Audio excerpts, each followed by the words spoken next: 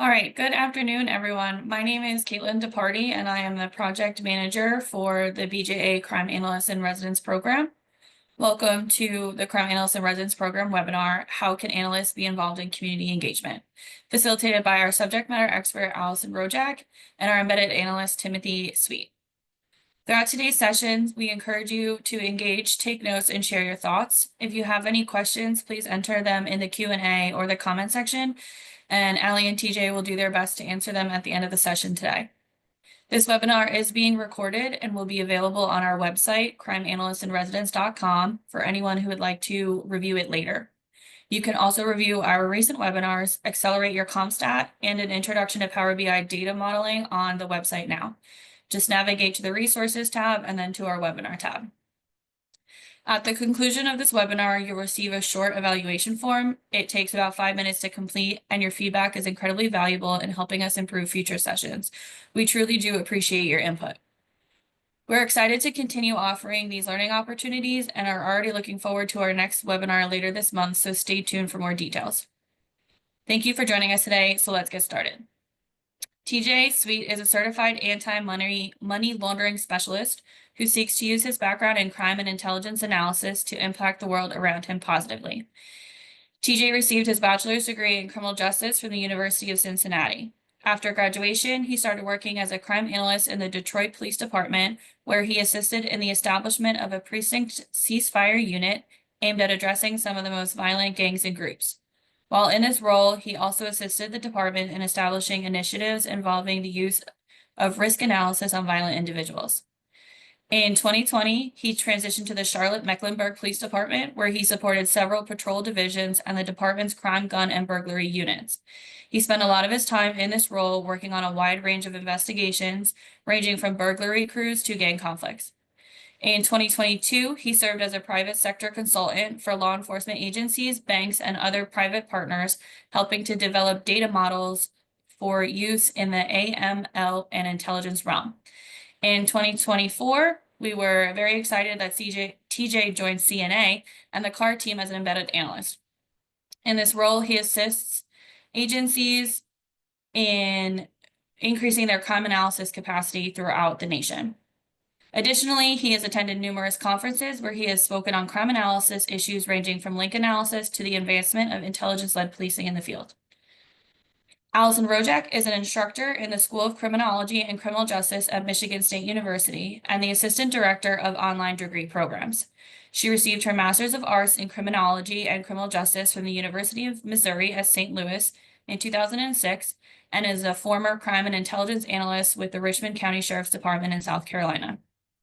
Her undergraduate teaching areas include analyzing homicide, criminological theory, and violent crime reduction, and she teaches crime analysis in Michigan State University's Masters of Science in Law Enforcement Intelligence Analysis program. She has worked with law enforcement agencies across the country since 2005 on violent crime reduction programs, as well as other grant-funded research to inform criminal justice policy. She has used her experience as an analyst, instructor, and consultant to create training modules for Project Safe Neighborhoods and Smart Suite on spatial analysis, crime mapping, and the role of crime analysis in crime prevention and reduction. Ms. Rojak also serves as a member of a cold case homicide review team, which is a collaboration between Michigan State University and the Michigan State Police to reduce the backlog of cold case homicides in the state of Michigan. Thank you both for joining us today, and I will hand it over to you. Awesome. Thank you so much for the intros, Caitlin. And kind of to introduce our topic and give a little bit more of at least speaking for myself, my relationship to this topic.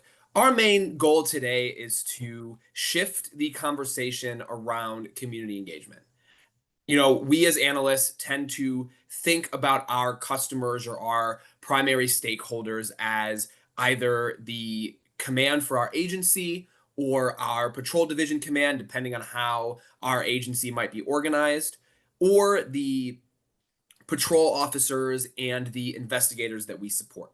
And so the thrust of this conversation today focuses on why should we think of the community as our customers as well and stakeholders as well, and what can we do to start engaging with the community?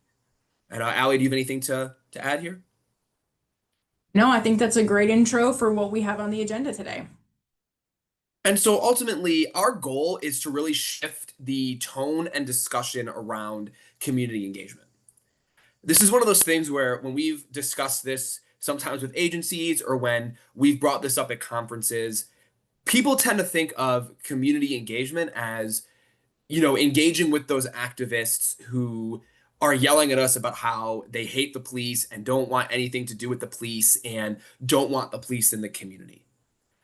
And while those interactions are definitely part of community engagement, and I'm not going to deny that those interactions happen, the goal of this webinar is to kind of shift that tone and discussion to what can we do to provide information to the community, and what can we as analysts do to be intentional around seeing community engagement not just as gotcha moments with activists, but as opportunities for info sharing and for kind of the promotion of crime prevention with members of the community and political figures within the community. So one of the first things that we wanted to kind of talk about in this session is who comprises your community. When we think about the idea of a community, there's a lot of different groups or individuals that fall under that. The first one that probably comes to mind is, of course, the residents, right? The people who live in your community. These may be things like, homeowners associations. Think about the people who are connected to the schools in your community, juveniles, adults. For some communities, this ebbs and flows over time. For example, at Michigan State, I'm in my office in East Lansing right now. Things are starting to get very, very busy here on campus because we're getting ready for move-in with 50,000 students coming to campus. So they're not here permanently, but they are here, and they do comprise that community that law enforcement serves. We also have the businesses in the community that make up that group that law enforcement serves. Whether they own the business, they work at the business, they may not reside in your jurisdiction, but they come to work there, and that makes them part of the community. We also have community stakeholders, people who maybe volunteer with organizations who help support the community. These individuals can have a lot of information that can enrich the work that we do as crime analysts, people with a vested stake in what happens in their community. And then, of course, we have community leaders.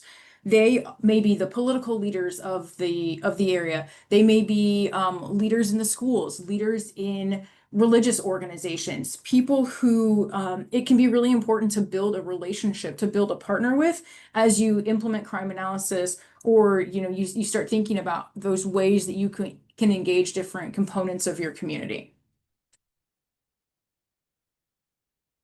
So And I'll so, turn it over to TJ. Yep, there we go, TJ, of some of those different ways that you can, as an analyst, start to engage with that community.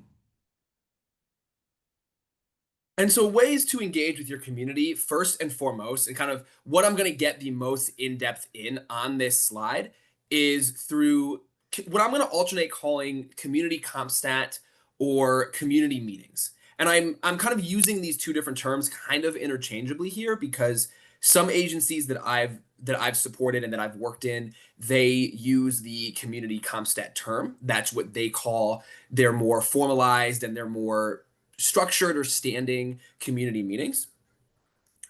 Other agencies that I've support, they just call them community meetings or community events. So if you hear me using those terms interchangeably, I'm kind of using them to refer to the same thing. But ultimately, when we're talking about community comp stats or community meetings, we're talking about meetings that are designed to do a number of different things.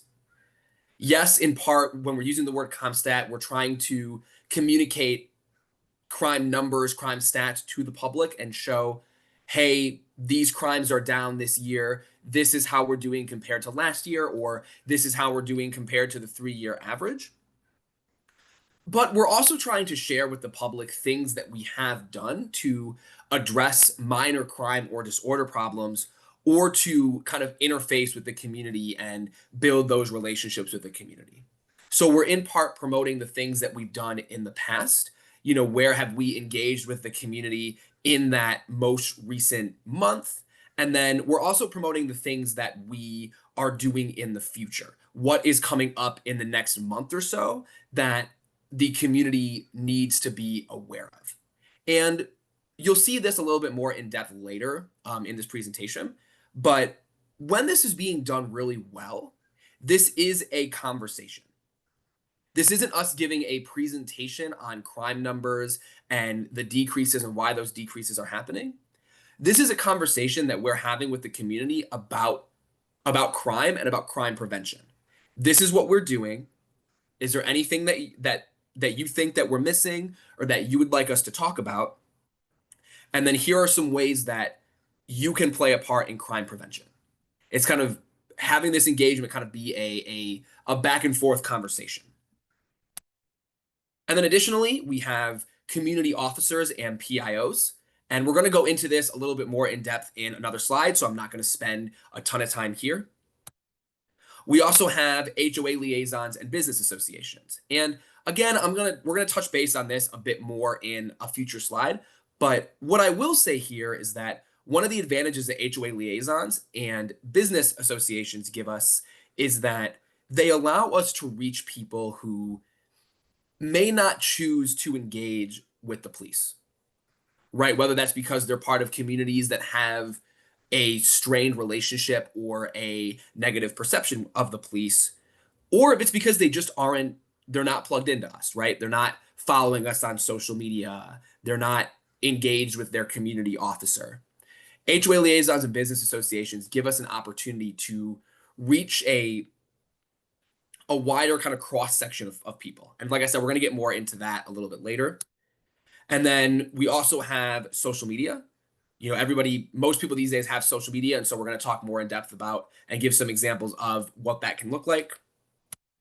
And then lastly, kind of a little bit of a spinoff of social media is Nextdoor, being active in different neighborhoods, Nextdoor groups, and kind of knowing what is going on in some of the neighborhoods that maybe isn't being reported and being called in or being reported to the police, right? Because one of the other things with community engagement is we're trying to get a picture of things that might be getting handled informally or not being reported, right? We know what's being reported because we take those reports.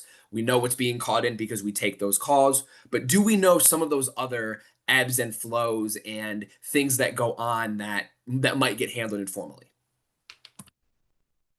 And so next up, kind of diving a little bit deep into in what I would call internal CompStat or traditional CompStat compared to community CompStat. The first difference is focus, right? When we're thinking of traditional CompStat, they tend to focus on larger crime problems. And by larger crime problems, I mean things that are, your part one violent and property crimes. We're typically talking about things like, how are our burglary numbers looking? How are our robbery numbers looking? What is causing those decreases and increases? And what plans can we make to see a decrease? Whereas the community CompStats or the community meetings, yes, they involve those discussions as well, but they also will focus on smaller crime and disorder issues or things that the community might be interested in discussing. For example, for one of my car sites, one of the community meetings focused on traffic enforcement because the community was a little bit concerned about some things related to traffic enforcement, making sure that there was, an adequate, in their minds, traffic enforcement going on. And so this might not be something that, in CompStat we're always talking about in every meeting, but these are things that the community might want to focus on, whether it's, traffic enforcement or something like drag racing or something like vandalism. We tend to get a little bit more into those minor crime and disorder issues. And then when it comes to scanning and looking for problems from an analytical perspective, our more traditional CompStat tends to involve what I would call data-driven scanning, right? We're looking at the incidents that we're observing, and we're getting an idea of what we're seeing in the data. What things are increasing? What things does that patrol division or that organization need to talk about this week or this month, depending on how often you have it, in their traditional comp stat. If we're doing that data-driven scanning and we're seeing a 5% increase compared to the 3-year average over in car break-ins, that's what we're going to end up talking about in our more traditional comp stat meetings, right? Because that's what the data is showing us. That's kind of what will be setting the agenda. Whereas our community comp stat or our community meetings tend to involve what I would call a community-centric or community-driven kind of approach to scanning. Right here, yes, we're still talking about some of those larger crime trends and patterns that we're seeing, but we're also trying to keep an eye out for or get an idea of things the community wants to talk about. Are there things that our community officers or our agency leadership are hearing a lot about from the community? And when I say hearing a lot about, I don't just mean, being yelled at, told the police are bad, but are they hearing a lot of concern? Hey, the school year's starting and we want to talk about what's going on with the SROs. Or, hey, I've noticed that there's a speeder by this elementary school and I'm hoping we can talk about what we can do to solve that problem. It involves kind of letting the community have a voice in setting that agenda and getting an idea of what we as analysts or we as police departments need to be looking for. And then last is the outcome. So our traditional comp stat, kind of as I touched on a little bit earlier in this slide, aims to see a decrease in crime numbers, right? So going back to my LFA example, if I as the analyst send word up the chain that we're seeing a 5% increase in LFAs, vehicle break-ins in Division 1 compared to this time last year, in Division 1, they're going to talk about what's causing that decrease and what can we do to address it. And then the next time Division 1 is up for CompStat, we're going to follow up on, did what we do work? Are we seeing a decrease? And if we are, great. If we're not, what can we do? That's kind of what traditional CompStat aims to do. Community CompStat aims to improve the community perception of the police. So yes, showing a decrease in crime numbers is part of that, but also showing, hey, we took into account that concern you lodged about speeding in an elementary school, and we put a vehicle there, we put a patrol car there during rush hour, and this is what that patrol car did. This is how many speeding incidents we had there, to aim to improve that perception of the police, that the police care about the things that the community is reporting, and that the police is doing something about what the community is reporting. Right? With the idea being that this way, members of the community will keep coming to the table and sharing their concerns and sharing information about what they're seeing on the street, in their neighborhoods, things like that. And so to kind of continue to exemplify this, I took a few slides from just some examples from Detroit's community CompStat approach.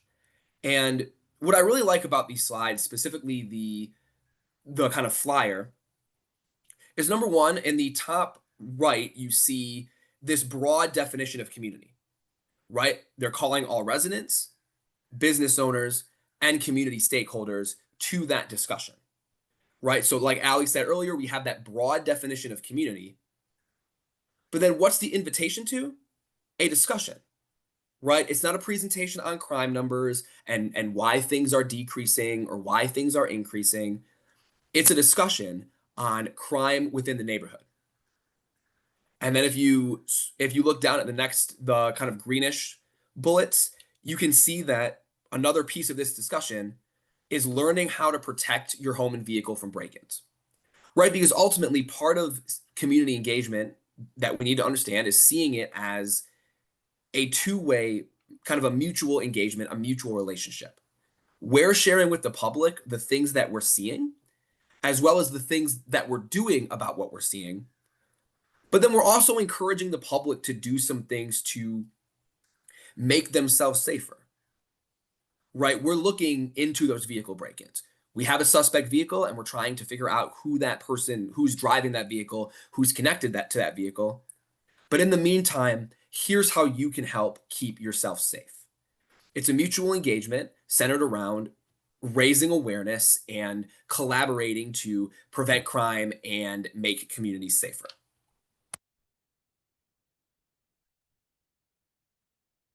So one of the other ways we mentioned to, engage with your community is through the use of community officers or your public information officer, your PIO. I want to talk a little bit first about the photo that we have here. So this is the Richland County Sheriff's Department. This is their CAT team, their community action team. Basically a group of very specialized officers who, using community-oriented policing methods, are going to go out and address crime problems throughout the different neighborhoods that they're assigned to. So the agency assigns officers to a specific neighborhood or set of neighborhoods, and the people get to develop a relationship with that officer. It's a person they're used to seeing, developing trust, right? And that kind of engagement that TJ was talking about. They would be involved in the community meetings if they were to do maybe presenting at homeowners association meetings and things of that nature. The CAT team will then take that information that they're learning from the community and that conversation that they're having and take it back to other units within the sheriff's department to come up with the best ways, to really protect the interests of the people in their communities.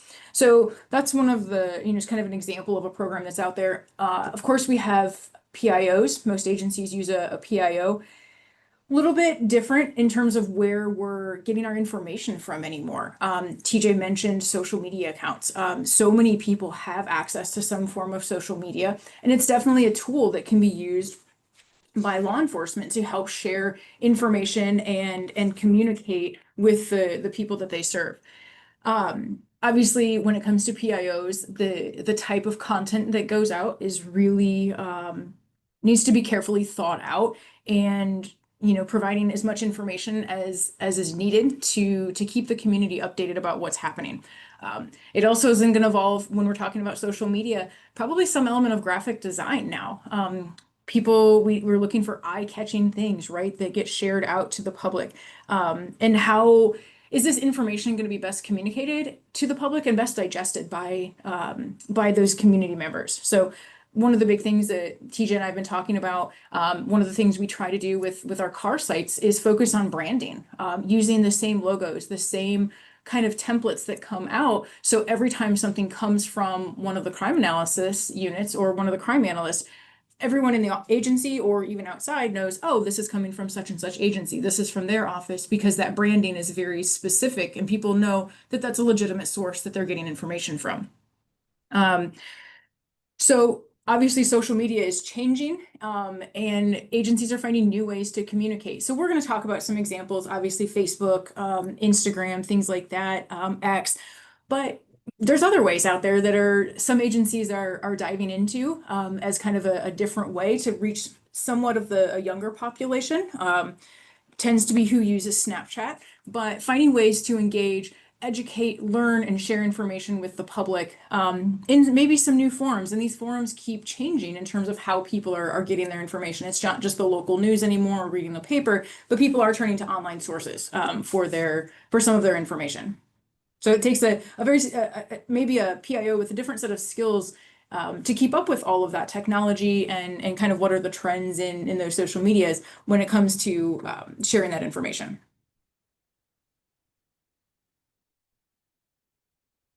And then kind of transitioning into the next type, one of the advantages to reaching out to HOA liaisons and business associations, as I mentioned earlier, is that it allows us to reach people who may not be as intentional about kind of reaching us. And I'll tell on myself a little bit and use myself as an example here. Ali mentioned engaging with people in social media, and we previously mentioned community meetings.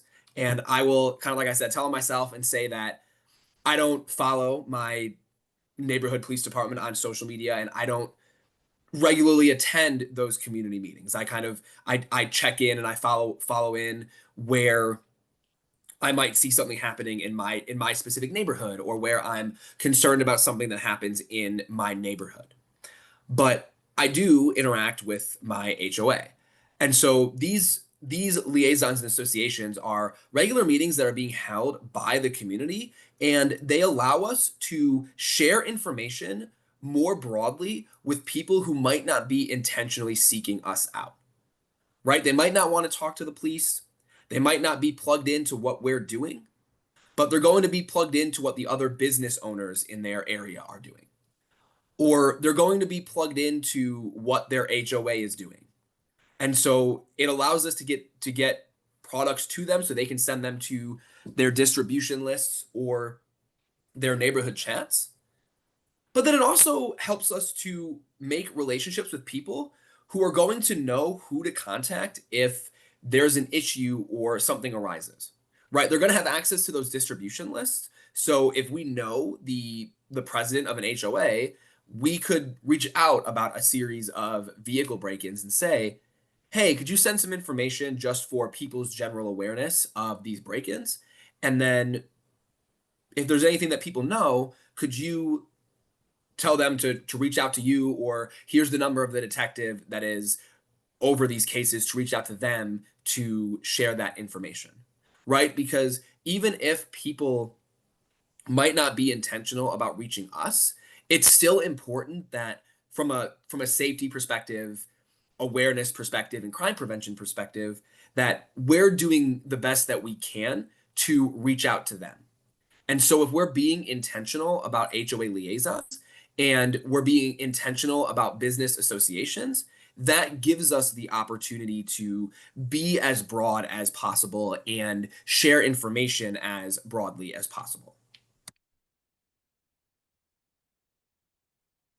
So I just wanted to kind of share some of the different things and some of the different social media platforms. Of course, everyone's all aware of these. We'll start with X. I'm going through, LAPD Central Division here, just showing their visibility out in the community. Westminster Police has some stats up here that they've reported. So just kind of presenting some very basic but helpful information out to the public on kind of what's going on. East Lansing, which is one of our car sites, has sent some welcome stats.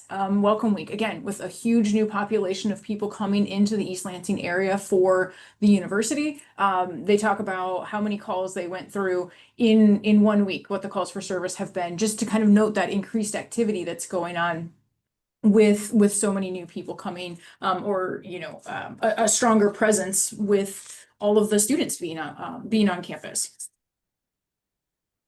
We also have, of course, Facebook, which many agencies use to communicate. So we'll talk about, again, MSU PD. This first one here, a release about an armed robbery. There were 2 suspects, very quickly sharing that information about an arrest, right? So one of the things that we'll talk about, and TJ will come back to this a little bit later towards the end, is the importance of sharing the wins that are made with the community. So not just informing the community from a safety standpoint of things that may be unfolding as the information's coming out, especially again like on X, where you're getting these very very consistent updates, maybe from again from the reputable source of the agency, but then also sharing what's happening with those. We have South Milwaukee, another car site, releasing a bit of information about a homicide that occurred, and that they're when arrests get made on things like that. We have Cheektowaga, just with some pretty basic crime stats. I'm just giving some counts of things that have happened during a particular time period, right? So looking at this 1 week. So a lot of different ways, again, some great visual there with how to portray a good amount of information, but not have it be so overwhelming that it's just, maybe people don't want to digest it that way. So it's a good kind of quick overview of what's happening. We have, of course, Instagram. This Westland PD is actually one of my favorites. Westland is one of our car sites. Not just presenting information, but a little prevention here. So it's that time of year, right, where we start to see school buses, right? It's about to be, schools are just coming back into session, or just about to, letting the public know, hey, before something happens and you get a ticket, here's the information. Here's how interactions with school buses should happen. Here's what this looks like. So a little bit of information and prevention. Hey, we don't want you to get a ticket, so just make sure you know the law and what the different colored lights on the school bus mean, if they're yellow or red, flashing, what happens when you see the stop sign, etc. Social media obviously can also be used to seek information from the public, whether it's a Crime Stoppers post, a wanted, a bolo that goes out, something like that, to help the community know, hey, we're looking for this individual. Can you help identify this person? Do you know where this person maybe is spending some time? So asking the public for help in their investigations. There's a few more here on the next slide, more kind of stats focused, also on Instagram. So we have some crime comparisons given a little year to date, kind of what things have looked like. We've got month to month with Stockton.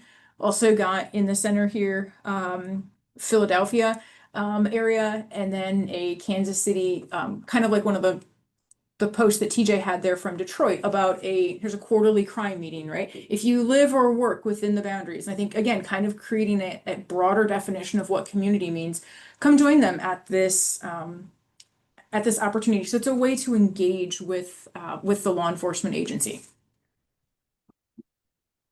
We also mentioned Nextdoor as an option. So some people, like TJ mentioned, may not be engaged with their law enforcement agency, maybe really detailed. Maybe they're not going to those community meetings. Maybe they're not necessarily following them on social media, but perhaps they're following their community in Nextdoor, right? So you might see here on the right, we do have mentions from El Paso PD in post, but on the left, this was an individual who posted this to the group. This person in this particular case says that they will be making a police report soon, but somebody may post this, like TJ mentioned, and not intend to file a police report. As an analyst, this may be a place for you to go learn about what's happening in the community and give a little bit more to a pattern that you're looking into. You may have, say, 6, car break-ins where they're, might hop on Nextdoor and see there were actually 7 or 8 because maybe a couple people hadn't reported them. Or maybe there's information in here that hasn't been shared with law enforcement yet. So it's a great place to get information, but also to share that information back. So again, like TJ was talking about, that two-way engagement with the community. And then kind of one of the things I think that's important to discuss as we are sharing these things and giving recommendations, both from a strategic and from a product perspective, is why does this matter? Why should we do this? Why should we be more intentional about this? And I think there are a number of reasons for this. Number one is because community members aren't important, yet oftentimes neglected voice in setting agency priorities. And what I mean by this, I'm kind of referring back to the conversation I was having earlier around traditional versus community CompStat, right? Oftentimes when we're setting priorities, whether we as an analyst are making recommendations to our decision makers about what priorities they should set or what they should look into, or whether we're kind of setting our own priorities and getting an idea of things that we might need to be looking into and that we might need a better understanding of as crime analysts, oftentimes we're looking at things that have already been reported.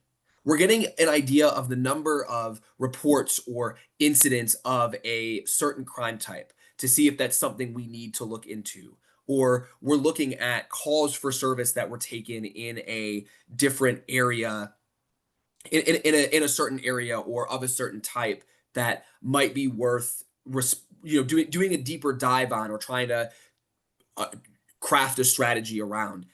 And yet sometimes we're not always getting that idea of what do certain neighborhoods think are important, or what are some things that the community is really concerned about, right? We might be really focused in on those vehicle break-ins and that series of vehicle break-ins that we're observing.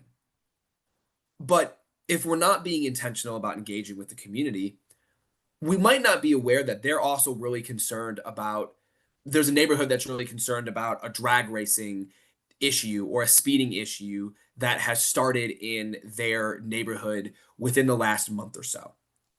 And so if we're not engaging with the community, we're not getting their voice and we're not getting their perspective on other things in addition to, part one crime or car break-ins that we need to be looking into. And when I say all this, I'm not saying just pivot your entire strategy and focus everything all the time on that one neighborhood speeding problem.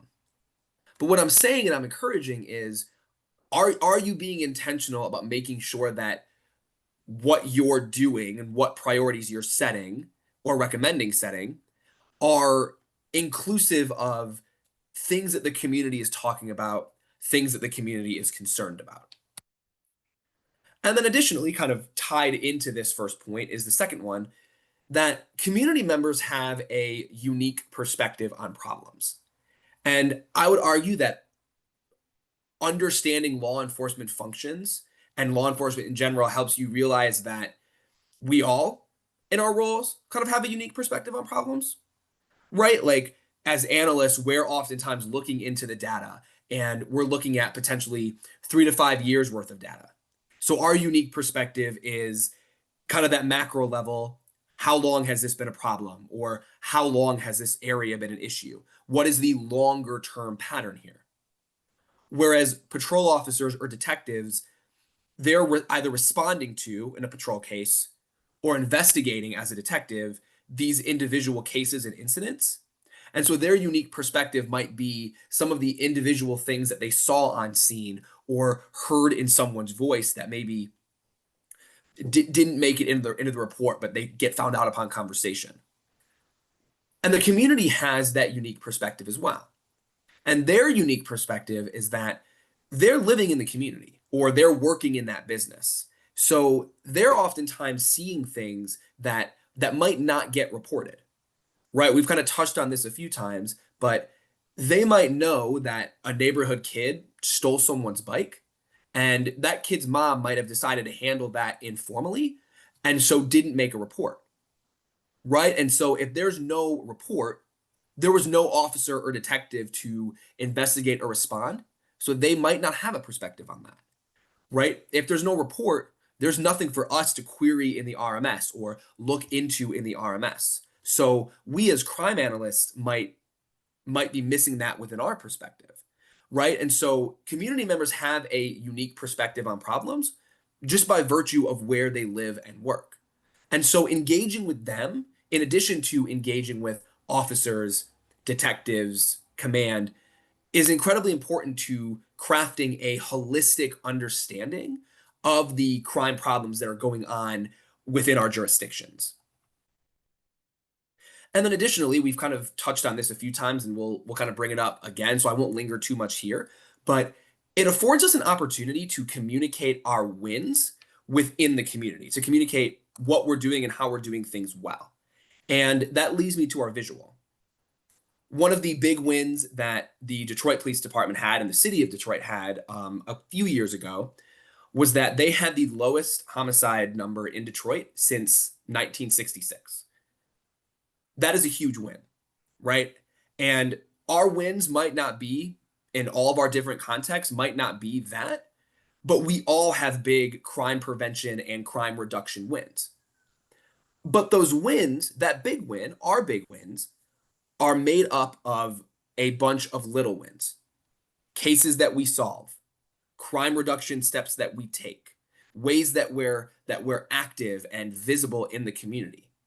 And so if we're engaging with the community, it gives us an opportunity to sit down and think about what have we done since last month's community meeting, or since our last biweekly community meeting that we should share with the community. What are some things that we're really proud of that the community should know about? Some of those little wins that we know end of year are going to add up to those bigger ones.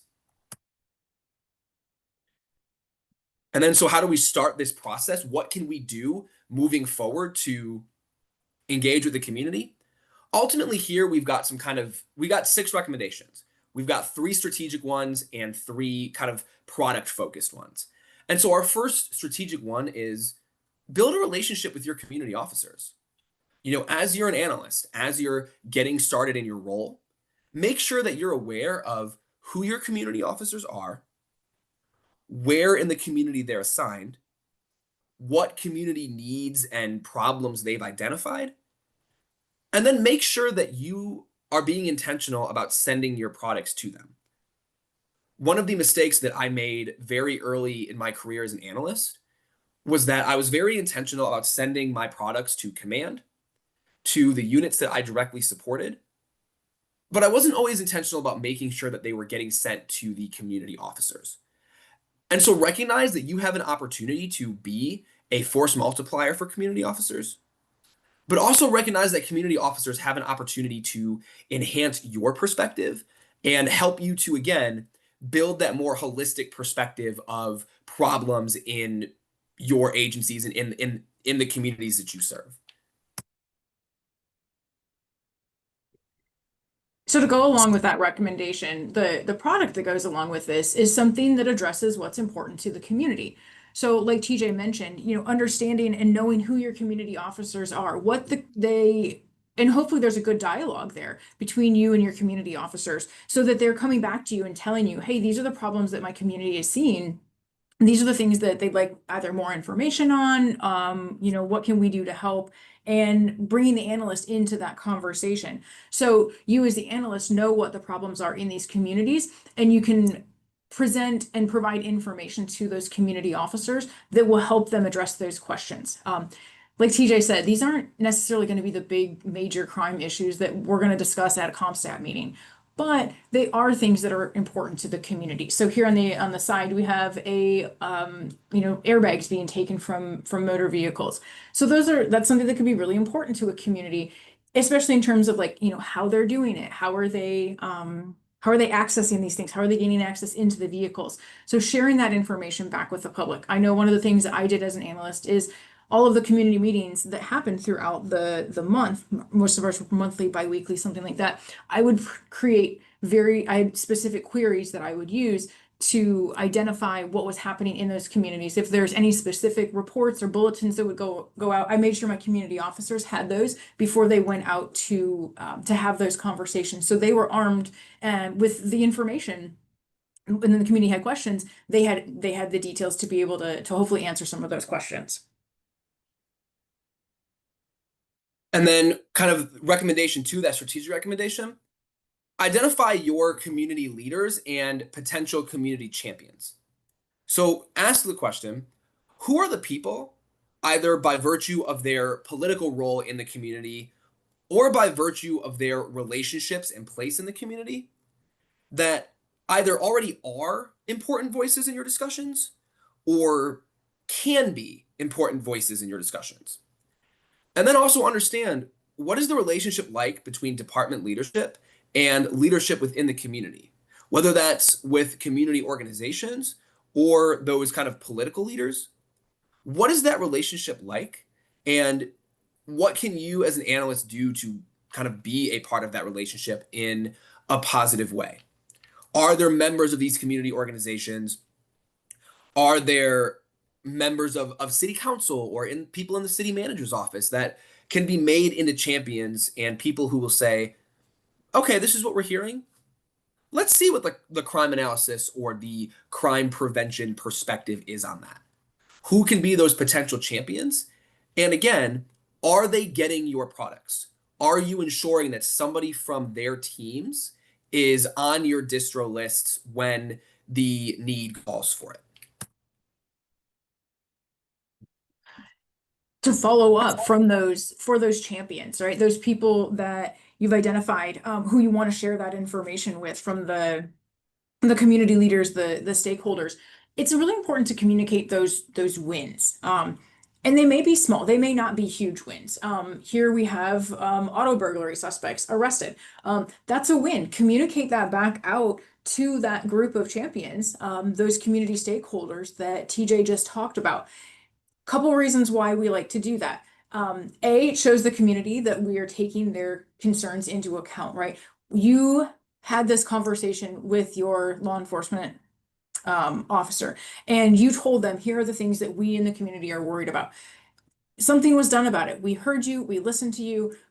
We are trying to address that problem for you. So it shows that what they say matters and that you're taking that into consideration. It also may help identifying additional information. Again, maybe additional cases that might be connected to that, or hey, so and so I think works with this other person. Like I see them hanging around a lot. Maybe that's an additional suspect. Hard to say, but sometimes there can be additional leads that can be generated by communicating those wins back out to the public. And then the third strategic recommendation, being intentional about having the community on your distro lists. this was kind of another mistake that I made early in my analytical career, was that I didn't know if community organizations and community members were on those distro lists. I could tell you if patrol was, I could tell you if sergeants, lieutenants, and detectives were, and I knew command was. I made sure command was, but I wasn't always as intentional as I should have been about doing the same for community organizations and community champions. And so, really, here it's asking ourselves a couple of questions. Do we know for sure that our products are being disseminated to the community? And when I say do we know for sure, I don't mean, well, yeah, I put the community officers on there and they're supposed to do that. I mean, do you know, like, are you going to the community officers after the fact and asking them, what feedback did the community have? What did they do with this? Did this get to them? Are you Do you and the community officers have a plan for dissemination to the community? Who are some members of the community that we should add to distribution lists? I'm not saying that we should send every single product that we create to the news media and have it, first thing on the 7 o'clock a.m. news before everybody goes to work. But what I am saying is that we should have a conversation about what members and what organizations should we be making sure that we add to distribution lists, or should we be sending products related to certain initiatives we have going on or trends and patterns that we're seeing? And then last and incredibly important, is there information that we need to take out of products to share them with the community? We might want to share some information about a crime trend to, with the community for a crime prevention or an awareness perspective, but do they really need to know every piece of the investigation? Do they need to know that we have a lead? Do they need to know what we're doing? Making sure that we're having conversations about what do we feel comfortable with people in the community knowing, and what would we, be a little bit more comfortable if we kind of kept that piece of things, that piece of our response a little bit closer to the vest. But mainly here, the strategic recommendation is just making sure that we're intentional about our plan for distributing analytical products and crime prevention products and information to key members of the community and key community organizations. And just to follow up on that, making sure we're creating products as analysts that address those current patterns that we're seeing in the community. So here's active things that are happening. Obviously, it gives the community that opportunity to share information if they have anything, if there's anything that they feel they saw, maybe they didn't even realize it was important until they read a news post or a social media post. They're like, whoa, wait, I actually saw a person who was wearing that same outfit, 2 hours later after that happened. I should maybe make a phone call and let them know that this is where I saw that person last, or I saw that vehicle last. Raises awareness. Maybe if this is if it's more of a situation where there could be some potential community risk involved, to let people know that there are individuals they may want to, again, kind of keep an eye out.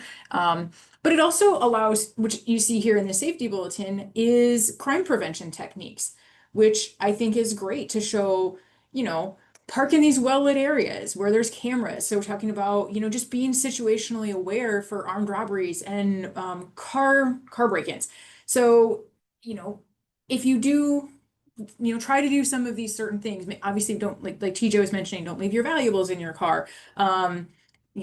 Be aware when you are sitting in maybe a parking garage or something like that. Little things, see something, say something that may make a big difference in a particular case. So a way to inform, but also educate the public kind of at the same time to things that, again, are very relevant to the community members. And then, so the key takeaways really from this presentation, or webinar, I should say.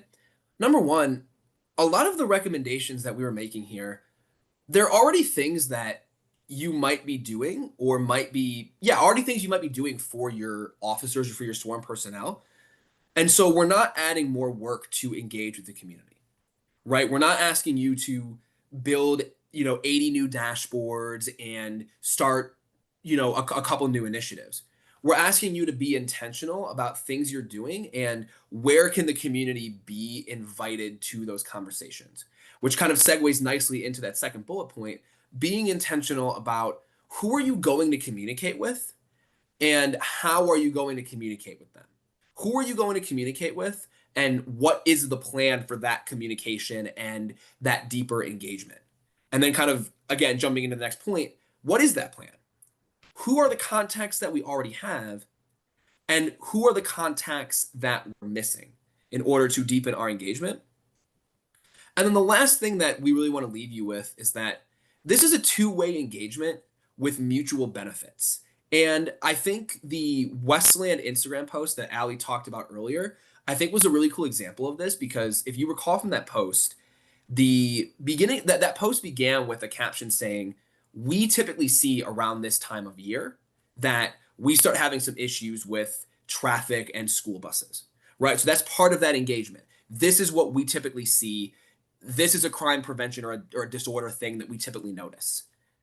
This is the law. This is what needs to happen, and this is what you can do to do your part. Your part of this engagement is to respond to the information we're sharing with you. And now that you know the law, now that you know how this is supposed to work, and navigating buses and responding to those stop signs is supposed to work, follow that. Don't try to drive around the bus and risk getting into an accident. And so, do we recognize and see the value in this as a two-way engagement that has benefits for the community and also has benefits for us and for the things that we do as law enforcement organizations? And then, thank you so much for taking the time to listen to us speak today. We hope that this was beneficial for you.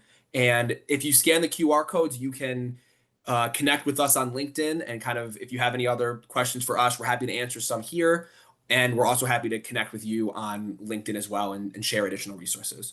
So thank you so much for the time. Thanks everybody for joining us today. I do just want to point out, Amy put an awesome comment in the Q&A. In addition to Nextdoor and following on there, you can get a Ring account for law enforcement to keep up with the community chatter and what's going on. So yeah, another great opportunity to engage with your community, to learn from kind of the things that are happening. So thanks, Amy, for sharing that. Does anyone have any other questions they would like to ask at this time? I see someone has a hand raised. Trying to see if I can. Cameron, I just unmuted you, I think.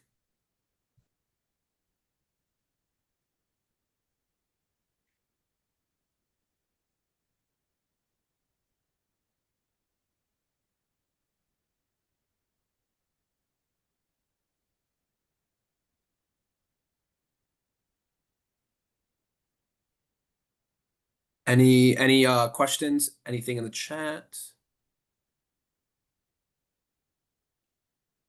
All right, Caitlin, we'll turn it back over to you to close us out for today. Thank you both, and thank you everyone for joining us. Especially, again, thank you to Ali and TJ for sharing their time and expertise with us.